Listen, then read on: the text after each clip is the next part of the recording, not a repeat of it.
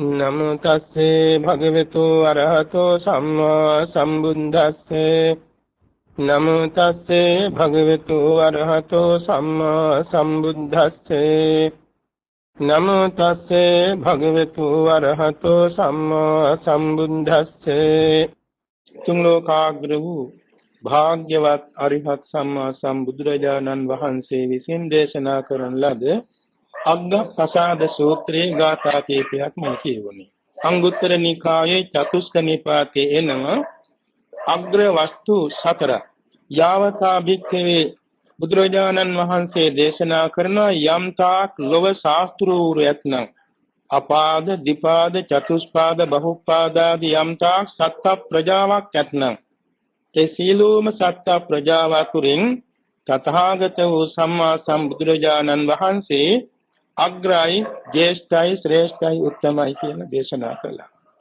ඒ තථාගත බුදුරජාණන් වහන්සේ කෙරෙහි යම් කෙනෙක් පැහැදුනා නම් ඒ ශ්‍රේෂ්ඨ වූ පැහැදීමක්. යම් වන්දනාවක් කරනවා නම් අග්‍ර වූ වන්දනාවක්.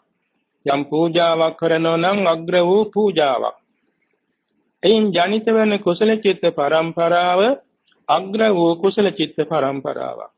එයින් ලැබෙන විපාකානිසංසද අග්‍ර වූ විපාකානිසංසයක්. ලෝකේ යම්තා ධර්මයේ කියන ධර්මතා ඇතුත් ඒ සීලුම ධර්මයන් අතුරින් විරාග නිරෝධ සංඛ්‍යාත නිර්වාණ ධර්මයේ ශ්‍රේෂ්ඨයි අග්‍ර ජේෂ්ඨයි ශ්‍රේෂ්ඨයි. ලෝකේ යම්තා සමූහ සංඝයතුත් ඒ සීලුම සමූහ සංඝයා අතුරින් තථාගත ශ්‍රාවක සංඝ වූ අනුත්තර පුණ්‍යක්ෂේත්‍ර වූ ආර්ය මහා සංඝ රත්නයේ අග්‍රයි ජේෂ්ඨයි ශ්‍රේෂ්ඨයි උත්තම. ලෝකේ යම්තා ප්‍රතිපදායතුත් ඒ සීලම ප්‍රතිපදාවන් අතුරින් තථාගතයන් වහන්සේ දේශනා කළ ආර්ය අෂ්ටාංගික මාර්ග ප්‍රතිපදාව අග්‍රයි ජේෂ්ඨයි ශ්‍රේෂ්ඨයි උත්තමයි. මේ කියන අග්‍ර වූ වස්තුන් කෙරෙහි යම් කෙනෙක් පැහැදීමකින් සිත පහදවා ගන්නවා නම් වන්දනා කරනවා නම් පූජා සත්කාර කරනවා නම් එයින් ලැබෙන කුසල චිත්ත පරම්පරාවද අග්‍ර වූ ජේෂ්ඨ වූ ශ්‍රේෂ්ඨ වූ ප්‍රණීත වූ කුසල චිත්ත පරම්පරාවක්. එයින් ලැබෙන ආනිසංස වශයෙන් මේ විදිය ලැබෙනවා කියන එකයි මේ ගාථාවේ සඳහන් වෙන්නේ.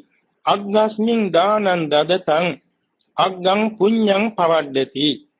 මේ අග්‍ර වූ රත්නත්‍රයේ විශේෂයි අග්‍ර වූ ප්‍රතිපදා විශේෂයි චිත්ත ප්‍රසාදයෙන් යම් දානයක් පිරිනමන්නේ නම් අග්‍ර වූ විපාකානිසංසයක් එයින් ලැබෙනවා.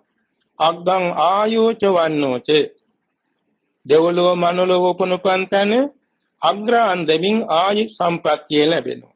වන්නෝච අග්‍රාන්දමින් වර්ණ සම්පත්තිය ලැබෙනවා. යසෝ කිත්ති සුඛං බලං අග්‍ර වූම යස පරිවාර සම්පත්තියක් ලැබෙනවා. අග්‍ර වූම කීර්ති ප්‍රශංසාවක් ලැබෙනවා. එවැගේම සැපයයි කාය බලයයි මේ සියල්ලම අග්‍රාන්දමින් ලැබෙනවා. මේ දේශනේ සරුවක්යන් වහන්සේ පහදා වදාළේ විශේෂයෙන්ම යම් කෙනෙක් සිත පහදවා ගන්නට අවශ්‍ය නම් පහදවා ගන්න සුදුසු තැන මෙතෙකයි කියා මෙතනයි කියලා පහදා දීමෙන් ඒ හැම දිනාට හැම ආකාරයෙන්ම උසස් සම්පත් ලබා දීමේ මහා කරුණාවෙනුයි. මේදී සඳහන් වෙනවා අන්තිමට ලෝකේ යම්තා ප්‍රතිපදා මාර්ගය ඇතොත් ඒ සියල්ලෙන් ආර්ය අෂ්ටාංග මාර්ගයේ ප්‍රතිපදාව ශ්‍රේෂ්ඨයි කියලා.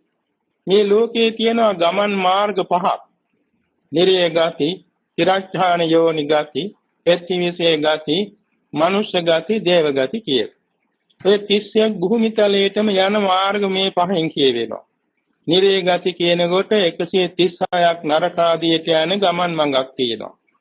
තිරච්ඡාන යෝනි ගති කියනකොට අහසෙත් පොළවේ ජලයේ හැමතැනම පැතිරී පවත්නා තිරිසං අපායට යන මාර්ගයක් තියෙනවා. පෙත්තිවිසේ ගති කියනකොට ඒ විදිහටම പ്രേත ලෝකයට අසුරු ලෝකයට යන ගමන් මාර්ගයක් තියෙනවා. ඒ තුනම අපාගාමි ගමන් මඟ. මනුෂ්‍ය ගති වශයෙන් මනුෂ්‍ය ලෝකේ උත්පත්තිය ගැන දෙන සැපගෙන දෙන ගමන් මඟක් තියෙනවා. දේව ගති කියනකොට දිව්‍ය ලෝක 6, රූපාචර බ්‍රහ්ම ලෝක 16, අරූපාචර බ්‍රහ්ම ලෝක 4 කියන මේ සුගති ලෝක වලට යන මාර්ගයක් තියෙනවා. ඔය කියන මාර්ග ඔක්කොම ශ්‍රේෂ්ඨ න වූ, ජේෂ්ඨ න වූ, අග්‍ර න වූ, ප්‍රණීත න වූ මාර්ග හැටියට සරුවක්යන් වහන්සේ පහදා දෙන්නේ. එතකොට ශ්‍රේෂ්ඨ වූ ගමන් මාර්ගය නම් මේ අරියෝ අට්ඨංගිකෝ මග්ගෝ කියන ගමන් මඟයි. ඒ අරියෝ අට්ඨංගිකෝ මග්ගෝ කියන ගමන් මඟේ ගමන් කරන සෑම දෙනාම පියවරෙන් පියවරට ගමන් කරන්නේ ඔය 31 භූමිතලයෙන් එතර වූ ලෝකෝත්තර නිවන් දෙසටයි. උජකෝ නාම සෝ මග්ගෝ කියලා එය හඳුන්වනවා. ඒ ඍජු මාර්ගයක්, ආර්ය අෂ්ටාංගික මාර්ගයේ ඍජු මාර්ගයක්. ඒ කොහටද මේ ඍජුව ගමන් කරන්නේ? අභයානාම සාදිසා, බොහෝම නිර්භය, බොහෝම ශාන්ත ස්වභාවය ඇති නිවනටයි. එතකොට මේ ගමන් මාර්ගයේ ගමන් කිරීම පිණිසයි අපේ දෙමව්පියෝ අපි සිහිපත් කරන්නේ. අපේ නෑදෑයෝ සිහිපත් කරන්නේ. ඒ හැමදෙනාම අපට මේ අනුත්තර නිර්වාණ ගාමිනී ප්‍රතිපදාවේ ගමන් කිරීමට මාර්ගෝපදේශකයෝ වුණා. බෞද්ධ දෙමව්පියන් වශයෙන් දෙමව්පිය අපට කුඩා කාලයේ නෙමෙයි මව් කුසේ ඉන්න කාලයේ පවා යහපත් සිතුම් පැතුම් ඇතුල් කරලා තියෙනවා. ඒ දෙමව්පියන්ගේ సంతාන තුල ඇත්තා වූ මහත් කරුණා මෛත්‍රිය දරුවන්ගේ හිතසුව පිණිස කොපමණ යොමු කරනවාද? ඒ දරුවන්ට මෙලොව ආයුරාෝග්‍ය සැපත, පරලොව සුගති සැපත එයින් නොනවති වෙනස් නොවන සැපත වෙන අමා මහ නිවන් සුව පිණිස කටයුතු කරගන්න මේ දරුවන්ට වාසනාව වේවා කියන එකයි මව්පියන්ගේ කරුණාව. එනිසා දෙමව්පියෝ දෙන්න අපේ කුසේ ඉන්න කාලයේ පටන් අපට කල්යාණ මිත්‍රත්වයෙන් පිහිට වුණා.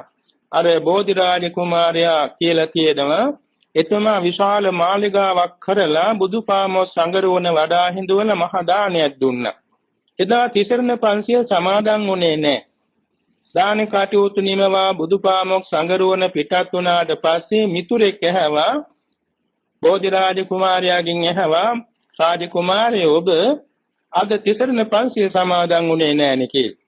එහෙමයි මිත්‍රයා, මම අද නෙමේ තිසරණ පන්සිය සමාදන් වෙලා ඉන්නේ.